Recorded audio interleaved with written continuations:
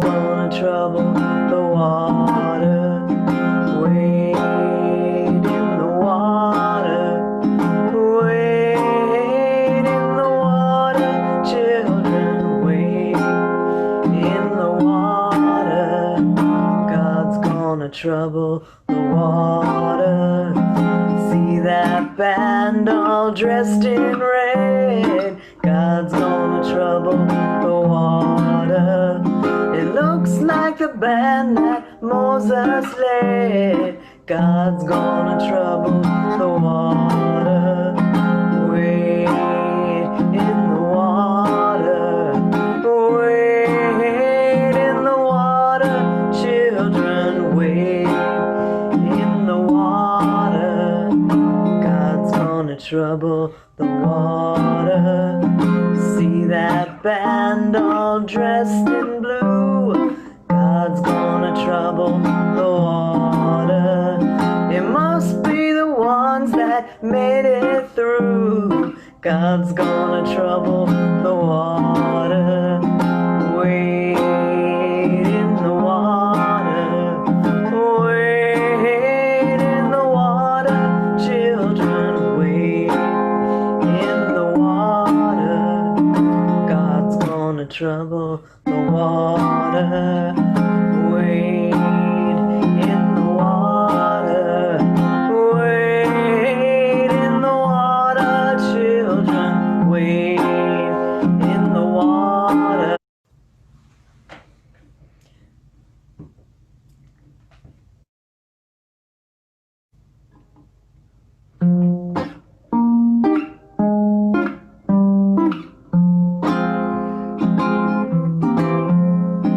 Wade in the water. Wade in the water. Children, wade in the water. God's gonna trouble the water. Wade in the water. Wade in the water. Children, wade in the water. God's gonna trouble the water. See that band all dressed in white. God's gonna trouble the water. The leader looks like the Israelite. God's gonna trouble the water. Wade in the water. Wade in the water. Children, wade in the water. God's gonna trouble the water. See that band all dressed in red. God's gonna trouble the water. It looks like the band that Moses led. God's gonna trouble the water. Wade in the water. Wade in the water. Children, wade in the water. God's gonna trouble the water.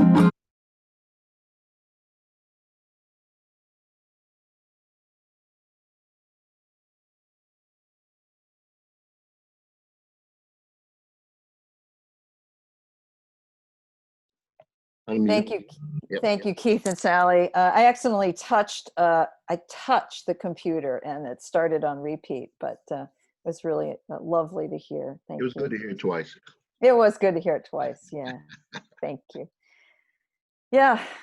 Each day and each week, actually anymore, each minute brings something new to our door, a surprise, a joy, a meanness, a sorrow. Each day brings the opportunity to create havoc and harm or to bring hope and healing. And so this time in our service is a time for healing of ourselves, our communities, our nation, our world. So as we did a couple of weeks ago, we're including joys and sorrows that are part of the wider world. And then we move closer to home, those that are both within our walls and within the UUCA community and family, and in some cases, lives that may not be members of UUCA, but directly touch our life and our community, because we are all part of that interdependent web of our seventh principle. So we begin.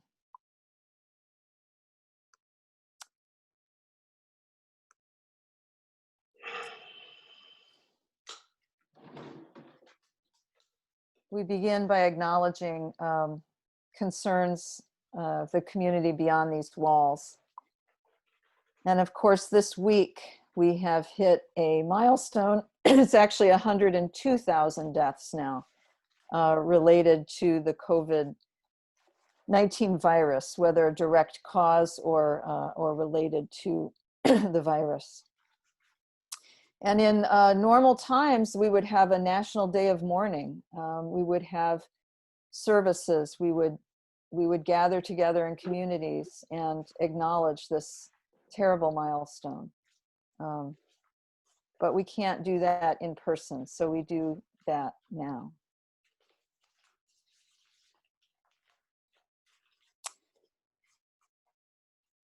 Later on in the service, I will be addressing the death of George Floyd. For now, I just invite you to say his name out loud. George Floyd. George Floyd. George Floyd.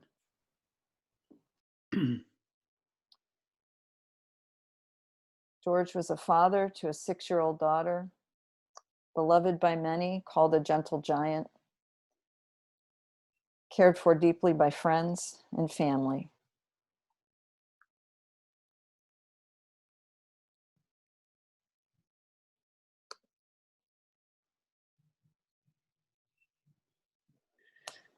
And also now we look at those within our UUCA community.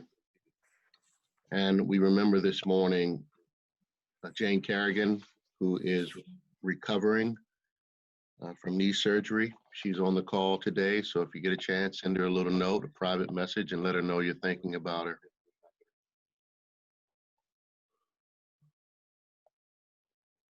I also send thoughts and prayers to TJ Rouse and her family, and particularly her daughter Yvette, who fell and hurt herself pretty severely this past week. So check in with TJ. We're keeping a close contact with our administrative assistant who lost her dog, her beloved dog. She had to put her dog to sleep, and so she's really down. That dog was her friend, so we are thinking about Janina. I send a prayer for Giovanni Brancato, who is struggling to find his way in this world, and just hoping that he participates with the mindfulness group mostly. I give thanks for ACT, Anne Arundel Connecting Together, with their PSA about churches wearing their masks. I invite you to look at that later on Facebook. Social media is where it's posted. We also remembered within this community, Maury Marks, who is doing just fine. This is good news.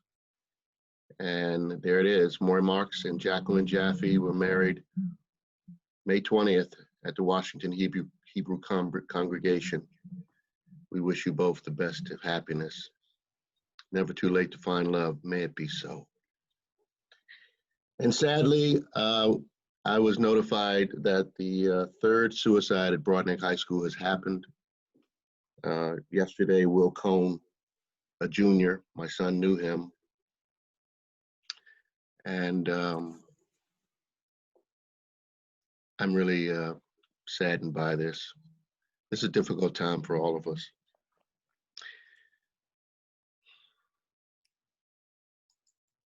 Now I'd like to offer a prayer. So let us just pause for a moment.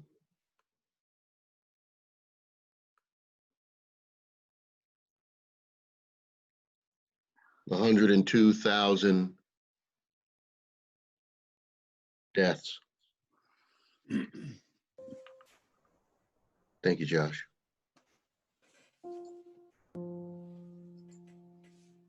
All the George Floyds and Florences.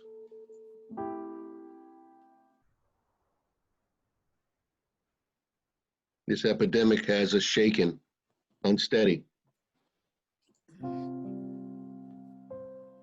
But we have to continue to put context around it. There's still good that happens every day, every hour, every second.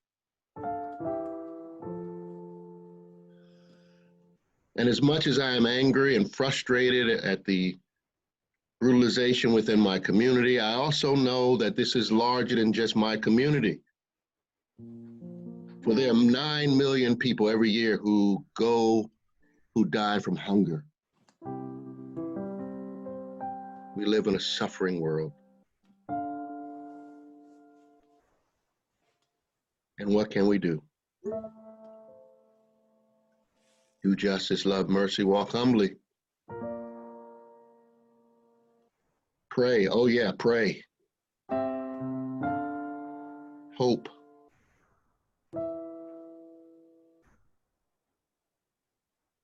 And ask to be used. Use me, even me.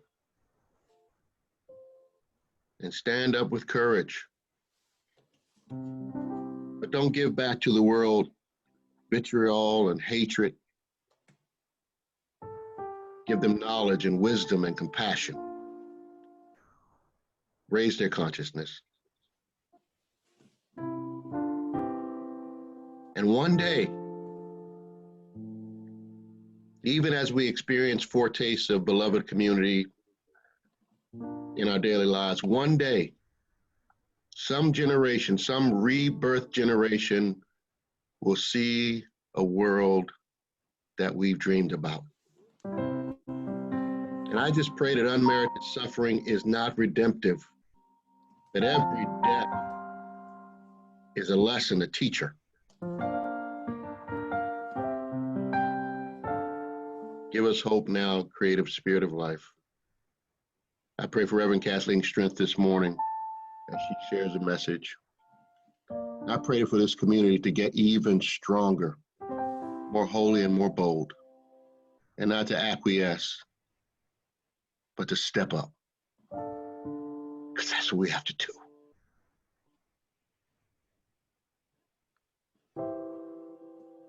In the name of all that is holy and good. Amen. Amen.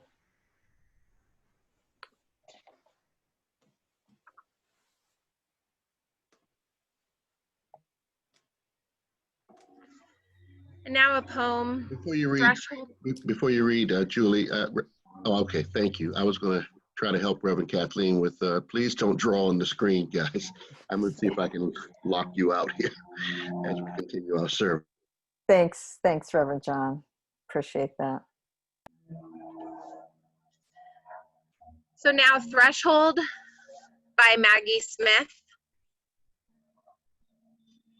You want a door you can be on both sides of at once. You want to be on both sides of here and there, now and then, together and what did we call the life we would wish back? The old life? The before? Alone. But any open space may be a threshold, an arch of entering and leaving, crossing a field, wading through nothing but Timothy grass. Imagine yourself passing from and into, passing through doorway after doorway after doorway. Thank you, Julie. And thanks again, Reverend John and Josh. It is so good to work with such a wonderful team. You know, I had a different sermon in mind earlier this week. That was before. That was before the images began flooding the TV screen and my mind. That was before the cries of "I can't breathe." That was before reaching the terrible milestone of 100,000 COVID deaths. That was before the video of the white woman weaponizing her white privilege against a black male birdwatcher in Central Park. That was all before May 25th. And those images began flooding our TV screen and my mind. It was before the buildings were set on fire. It's before the Twitter exchanges, all of this before today. So to be honest with you, what I wanted to do this Sunday was simply to weep with you. Because in ancient Israel, when national tragedy struck, the Jewish people would drop what they're doing. They would put on sackcloth and ashes, and they would wail. And they would compose poems of lamentation that described exactly the pain that they were feeling and experiencing. And they would also write about the revenge that they would take on their enemies. Horrible, horrible descriptions of revenge. Burning down their enemies' homes, looting their temples. And sitting in our comfortable homes in the 21st century, we may wonder, we may read these lines of lamentation and wonder how God-fearing people could want to exact such cruel revenge. But you know, after seeing the images in Minneapolis this week, I know, we know. And if you are a person of color, and particularly an African-American living in this country in the 21st century, you know why centuries of pent-up rage explode into violence. Because after decades of trying to make changes to the law, of being peacefully protesting, there also has to be an accompanying feeling of, well, maybe if they won't listen to reason, maybe if they won't listen to rational arguments about why the police should stop killing Black men and women and transgender persons, then maybe they'll listen to fire. Maybe they'll listen to the sound of breaking glass. Maybe, just maybe, this will be the threshold moment when the nation says, enough is enough is enough. This has to stop. This has to change. You know, a part of me is cynical, just jaded enough to think that this is another Ferguson moment, that after the smoke clears, after the protests are done, white America and white American institutions and the institutionalized racism embedded in police departments will just pick up where they left off and go on. The same old way. But you know what? I am also just hopeful enough and just faithful enough to consider that what is happening in our country right now may be a turning point, a threshold moment, a doorway that we are stepping through, admittedly, like the poem said, again and again and again, but another doorway we're stepping through to create not a new normal, but new norms. So let me share with you this morning one tiny shred of hope that I found in my Facebook feed this week. So I'm friends with about half a dozen people I know from high school. And actually I'm gonna ask, could we mute everybody? Would you mind? I'm just hearing a lot of background. Thanks. So I'm friends with about a half a dozen people from high school.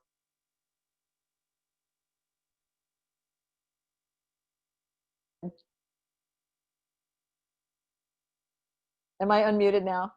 All right, thanks. We just got to hang with this, you know. If I were in the pulpit, I'd be banging on the microphone. Is it on yet? Right. So let me tell you about my friends from high school. Most of them are, I would say they would self-identify as very conservative. Likely most of them voted for the current occupant of the White House. Almost all of them react very negatively to any of my posts about Black Lives Matter, pushing back with the predictable arguments about which I've learned not to engage. But this week was different. I was shocked to note that two of my most politically conservative, and I would suggest white supremacist sympathizers, unequivocally condemned the murder of George Floyd. They called it racist. They demanded justice. I had to reread the post to make sure they were actually from my high school friends. Because for me, this represents perhaps a turning point in our relationship, an opportunity for both of us, this liberal, anti-racist, and my conservative, blinded by whiteness friends, to have a conversation. Now, the tragedy, of course, is that it took the life of yet another unarmed Black man to open this door of possibility. So before the murder, before the riots, I wanted to talk about the phrase that I kept hearing over and over again as more states relax restrictions.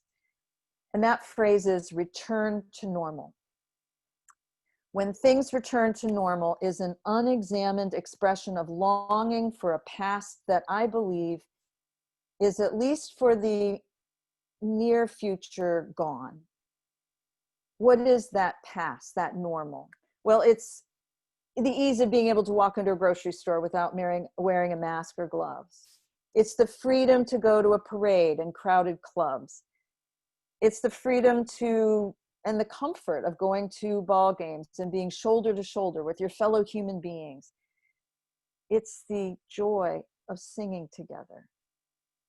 Now, I'm not saying that these things won't happen again, but probably not until we have a tested and effective vaccine that is readily available to all Americans.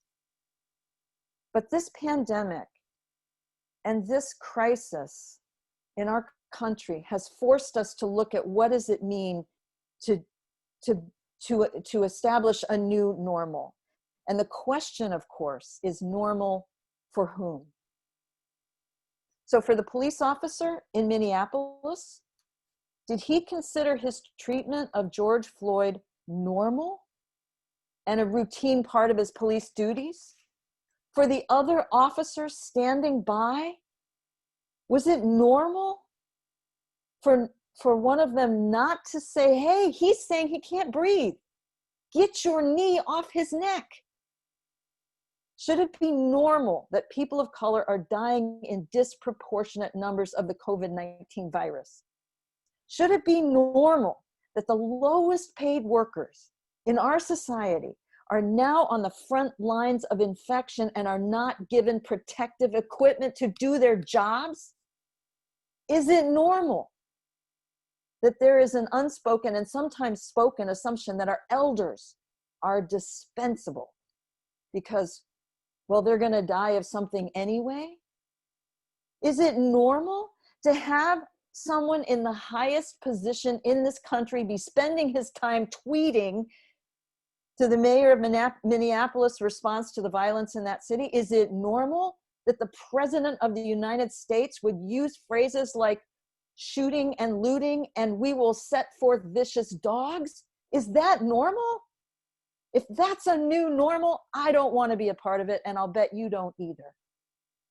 There is nothing normal about the time we're living in right now.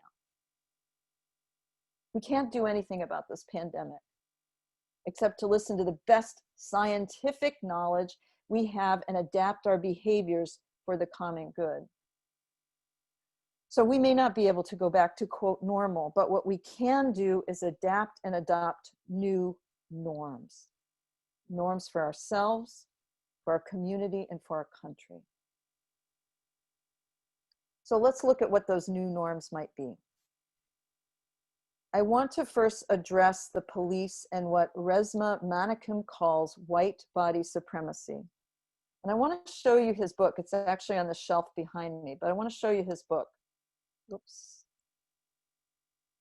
It's called My Grandmother's Hands, Racialized Trauma and the Pathways to Mending Our Hearts and Our Bodies. In this book, Menakem talks about racialized trauma in three groups: white people, people of color, and the police. And he talks about how generational trauma has become inflicted upon white bodies of our European ancestors and how that trauma has now become part of white body supremacy. He also talks at length about the trauma inflicted upon Black bodies. And then in his chapter, White Body Supremacy and the Police Body, he writes about the police body as being under chronic stress and trauma itself.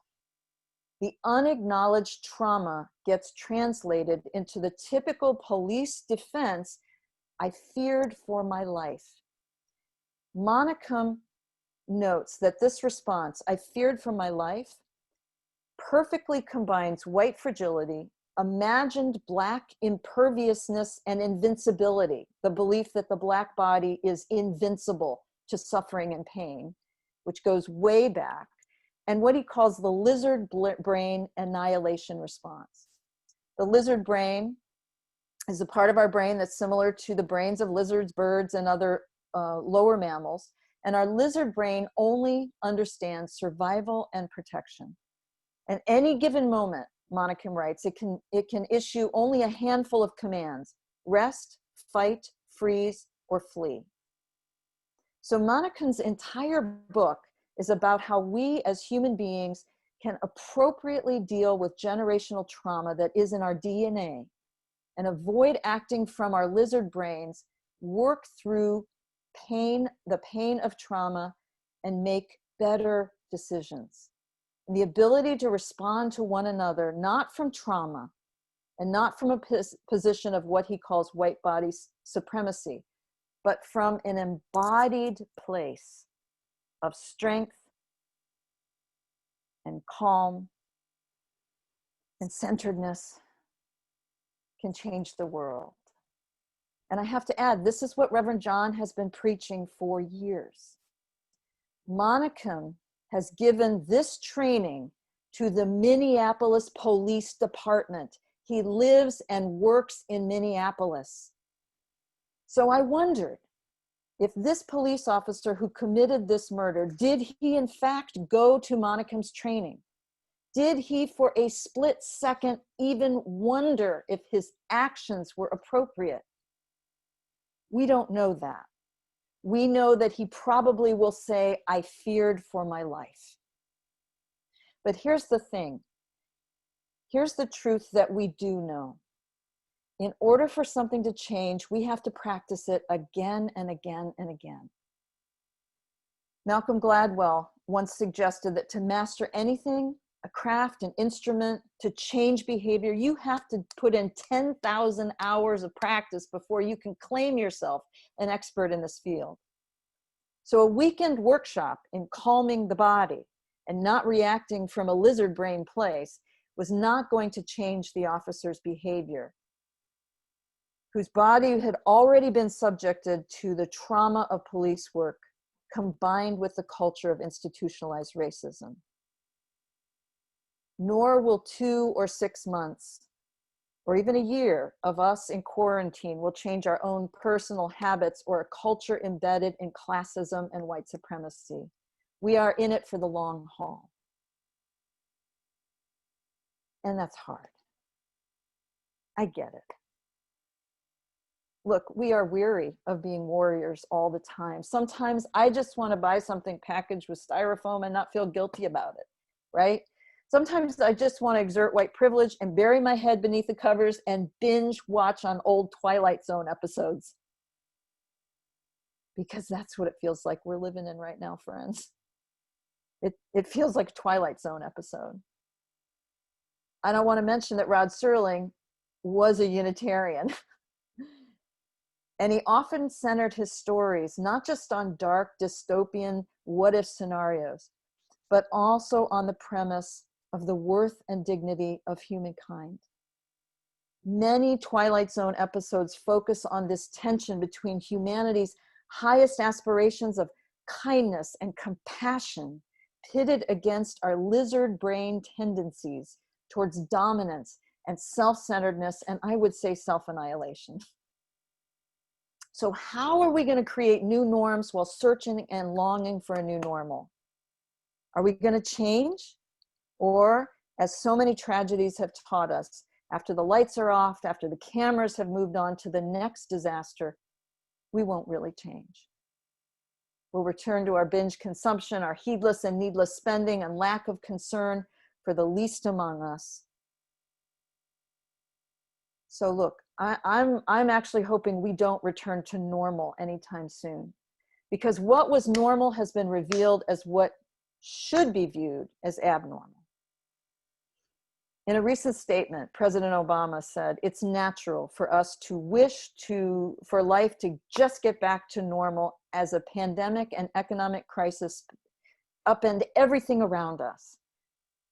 But, he said, we have to remember that for millions of Americans, being treated differently on account of race is tragically, painfully, maddeningly normal. This should not be normal in America 2020. So what we are seeing is the exhaustion and frustration of going back to a normal regarding police interactions, and the fear that that will still continue to be normal. Because what white America is coming to understand is that there is always an excuse other than racism and white supremacy for when bad things happen to people of color. He was at the wrong place at the wrong time. He shouldn't have been wearing a hoodie. He shouldn't have resisted arrest. He shouldn't have run. So maybe when we get back to normal, this time will be different. Or maybe this time, or this time, or this time, or this time, or this time, or this time, or this time, or this time, or this time, this time, this time, this time will be different. This, or this, or this, or this time, this time, this time, this time, this time, this time, this time, this time, this time, maybe this time will be different. That's 30 this times. And these are only the names that we know about. So when we're on the other side of this pandemic, the other side of this crisis, there will be no new normal unless we change our norms.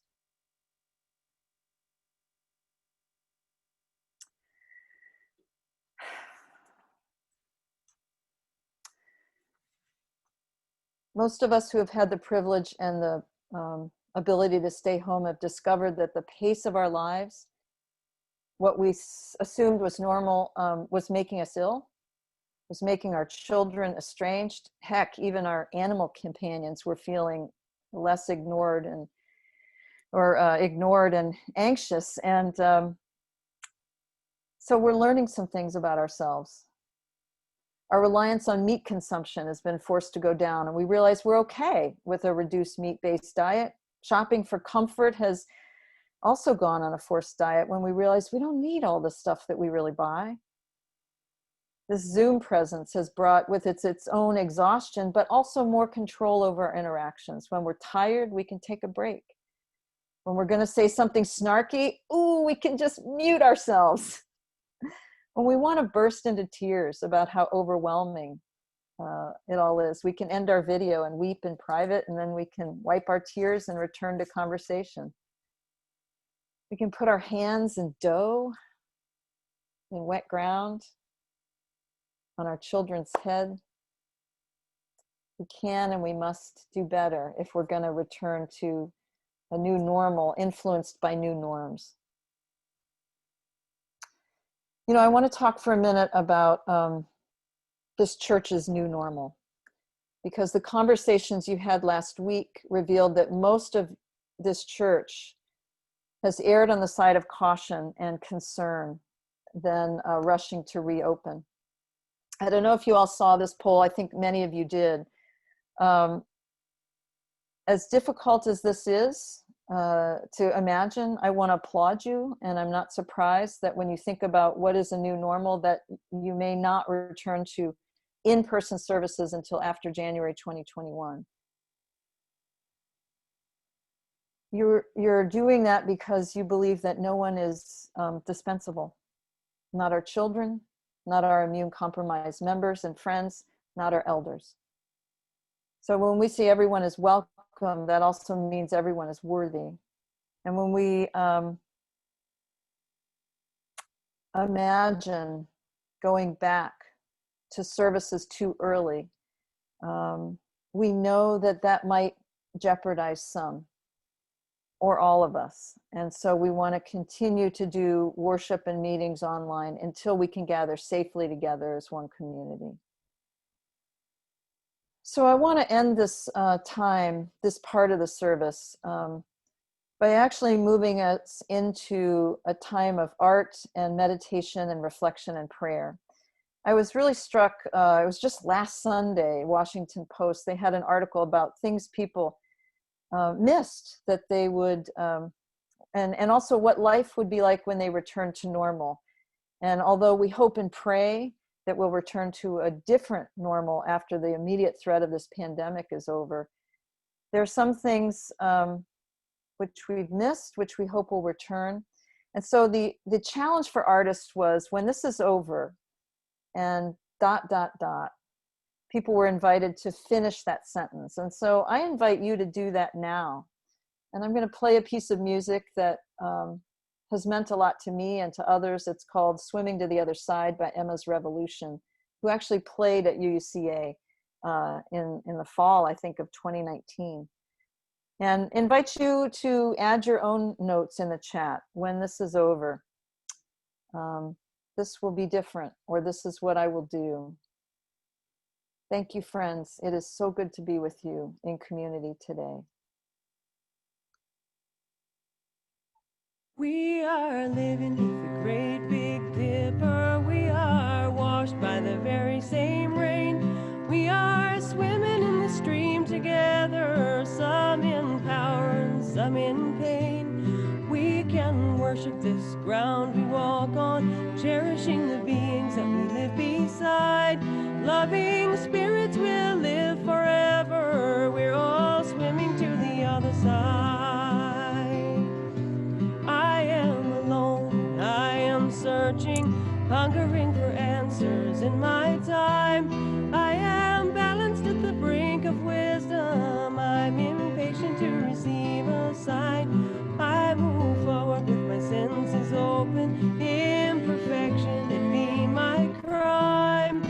In humility, I will listen. We're all swimming to the other side. We are living beneath the great big dipper. We are washed by the very same rain. We are swimming in the stream together, some in power and some in pain. We can worship this ground we walk on, cherishing the beings that we live beside. Loving spirits will live forever. We're all swimming to the other side. On this journey through thoughts and feelings, finding intuition, my head, my heart, I am gathering the tools together. I'm preparing to do my part. All of those who have come before me band together and be my guide. Loving lessons that I will follow. We're all swimming to the other side. We are living beneath the great big dipper. We are washed by the very same rain. We are swimming in the stream together, some in power and some in pain. We can worship this ground we walk on, cherishing the beings that we live beside. Loving spirits will live forever. We're all swimming to the other side.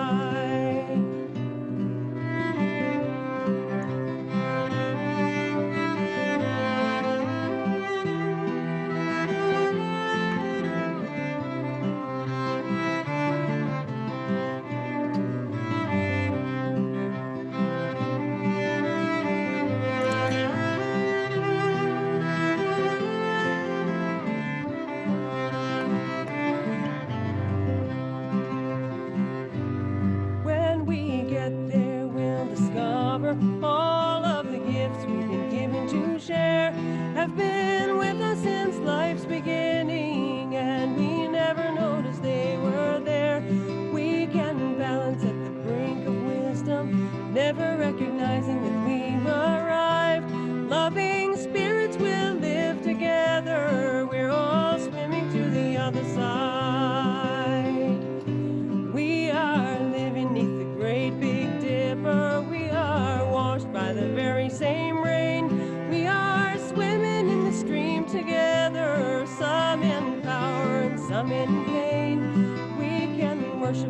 ground we walk on, cherishing the beings that we live beside. Loving spirits will live forever. We're all swimming to the other side. Loving spirits will live forever. We're all swimming to the other side.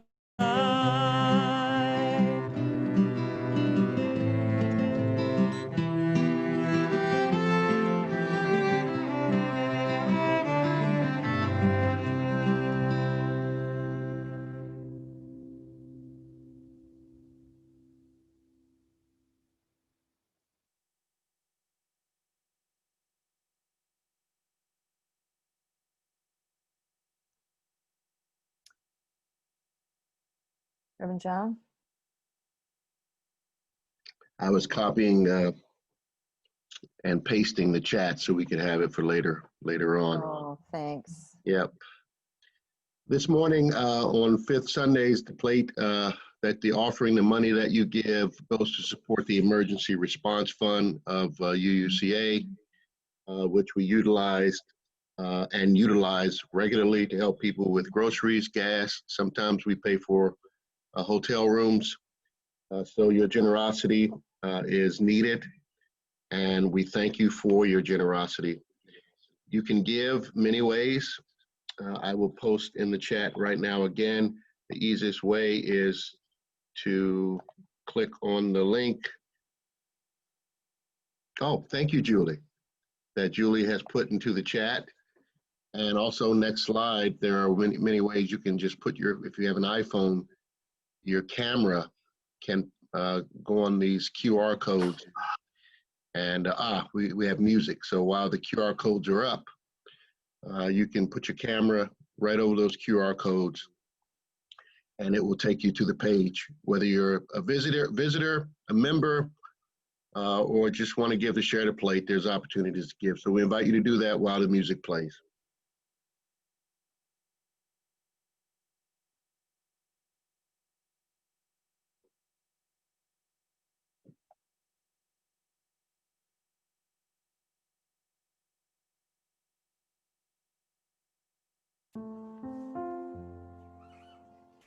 Yep.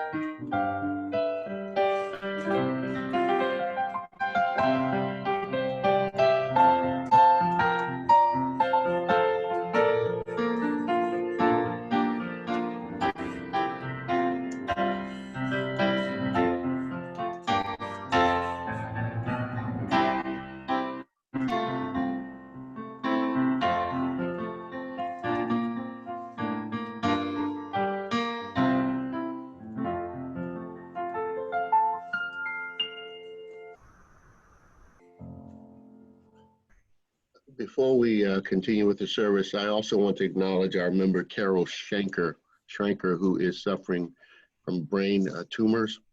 And so please keep that family in your prayers. Maybe send them a card. They are in the ACS directory.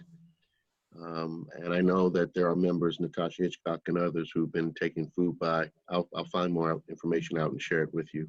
Please keep them. And thank you to Josh for his Black Lives Matter concert yesterday on Facebook, and all that you all have done to try to help during this very difficult time. Thank you.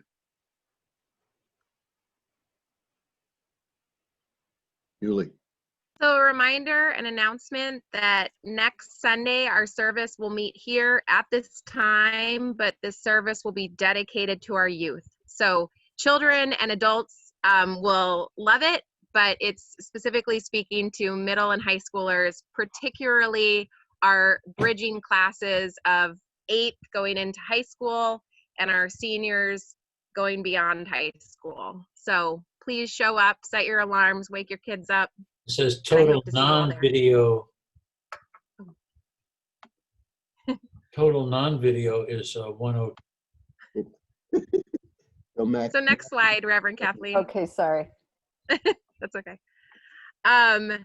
And then Betsy, the faith formation assistant right now, is at the church while it's empty, sprucing up our playground and play space. And before, we don't want to go buy new plants. So if you have native plants from your garden that you can split or donate, please drop them by the church anytime this week, just in the playground yard, and that'll be used to decorate and make things look nice. Thank you. wanted tech-savvy people for summer services. That is to say that I am going to be taking some time off in July. Reverend Kathleen's moving her ministry on, and there'll be worship leaders helping to lead some of the services in August. But Lika will also need some help leading services in July. So if you feel comfortable with Zoom technology and PowerPoint slides, please contact me, and we'll work through it, because we need your help. But just 2 or 3 people, I think, was all I need. Thank you. Joshua. And good morning. Just want to welcome all our newcomers, those who may be visiting for the first, second, third, or umpteenth time. We're so glad you're here. Julie has posted a link to our newcomer virtual card. You can fill that out and we can add you to our newsletter and communications list. And that way you can hear about upcoming sermons and events, meetings, and all the things that are going on, even in our virtual church space. And if you can stick around, what's coming up next is we have the Inquire series.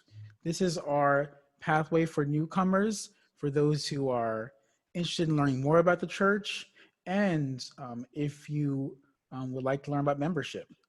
So it's for both of you, both of these groups. It's open to all. And today we have a minister Q&A with Reverend Kathleen.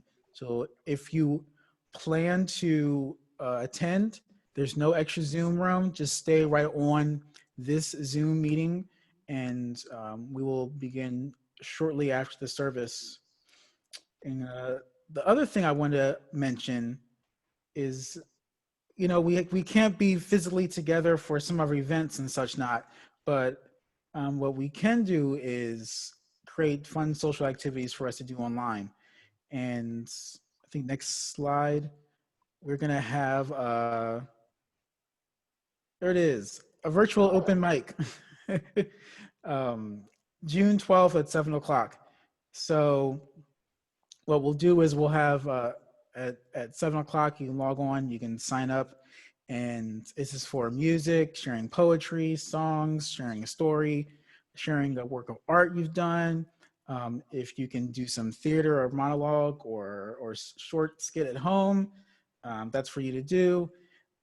This is just a fun way for us to get together. This is Friday, June 12th at 7 o'clock. And I hope that you will attend, and it'll just be a good way to laugh and enjoy each other in community, even as we practice this physically distance. We can still be socially connected. And I hope we can have more events like this as we continue over the summertime. So if you have any other interests about that, you can feel free to just reach out to me or any of the staff. All right, thank you. Thank you, Josh. Okay. Just a reminder that General Assembly will be held virtually this year. And we do have a number of delegates, which is very exciting, but it's certainly open to anyone wants to attend. And so if you're interested, just let me know. We're trying to create a class, sort of a cohort group of those attending General Assembly. So the last thing I wanted to mention is we're going to try something different today. A lot of churches do virtual coffee hour, and you know, you're used to doing breakout groups. I know you did it for the 2 candidating weekends. So we're going to invite you, if you wish, to do breakout groups for coffee hour. You'll be randomly assigned a breakout room, which means you'll get an invitation, and you click on that, and you'll be put in a room. We don't have facilitators for these meetings, so we're asking you to self-facilitate by introducing yourself by name, and if you're a member of UUCA, if so, how long. We wanted to create a space particularly just to talk about feelings. You know, you don't have to, but if you, for a go around, simply how goes it with your spirit, or how are you feeling? And I put feelings are mad, bad, sad, and glad, because a lot of times you use, when we get together, we like talk about politics and we talk about, you know, what we read, and all of that's good. But really, if you could just focus on your feelings, because this has been a hard week on the planet and a hard week in this country. We ask you to remember confidentiality, that you don't repeat what you heard during coffee hour. Want to encourage you, if you are a member of the group and you are in need of pastoral care, or someone in your group you believe needs pastoral care, ask them, encourage them to reach out to Reverend John or to me. And also wanted to acknowledge that people of color have their own support space. We have a separate Zoom link for you, and if you're a person of color and you have not received that invitation, please send a chat to Julie Berman, and she will send you the Zoom link. And I think that's it for our announcements. We're going to close with a hymn called I Know I Can, because we know we can. We know we will be on the other side of all of this and in a different place. So let's sing together.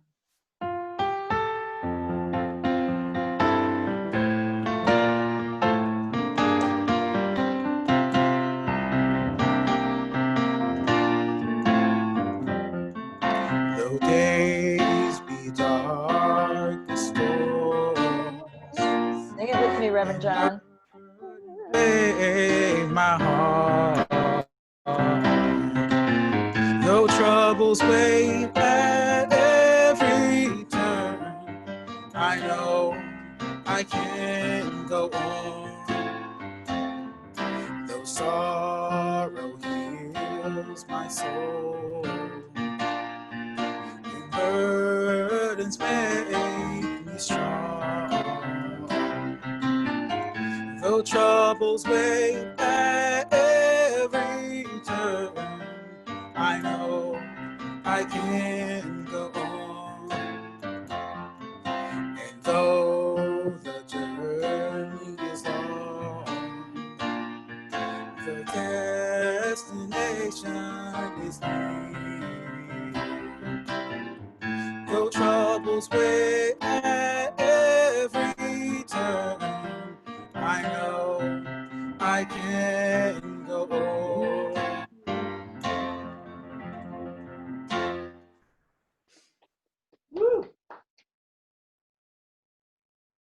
Learning to be human, learning to be more fully human is your purpose. Go forth in hope and purpose.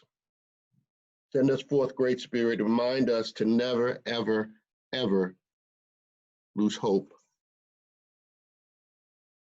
Help us to keep the faith and the fight,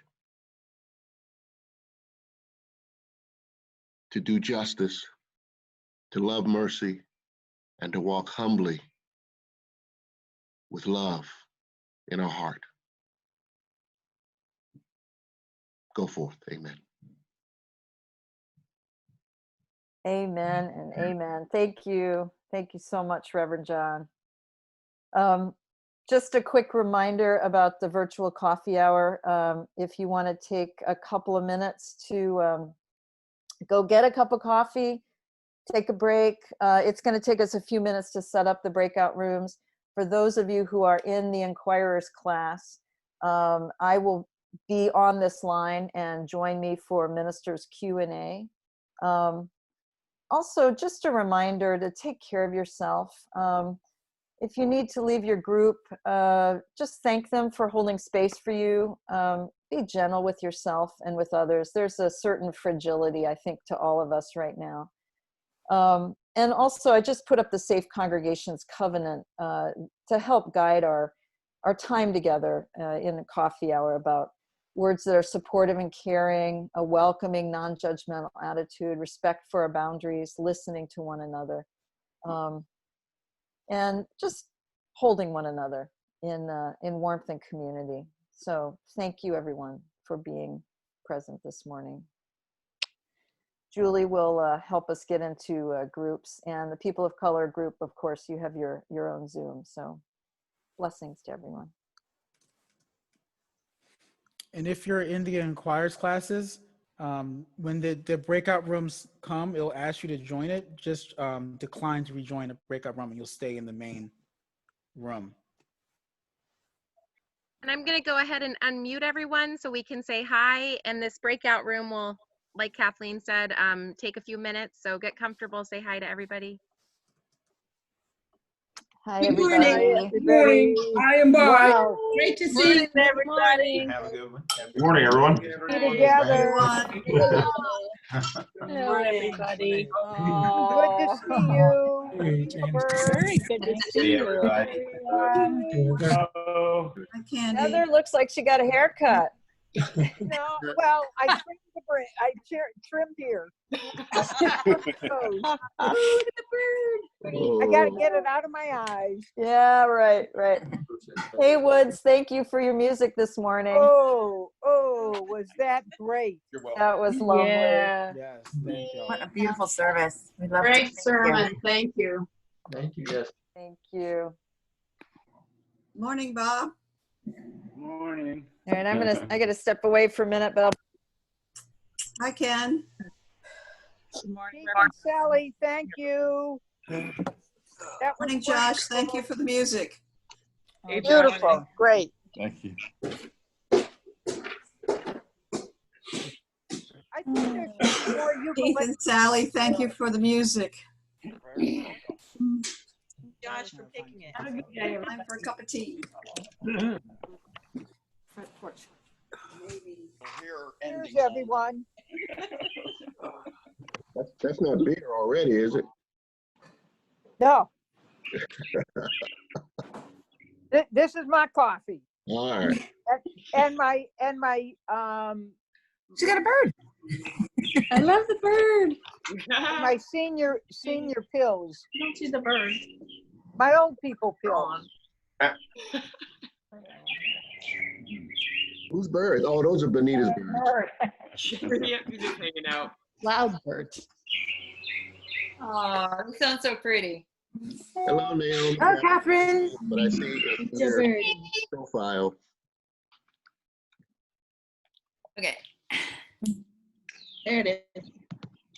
There it is. Hey, Rebecca. Work. Hello.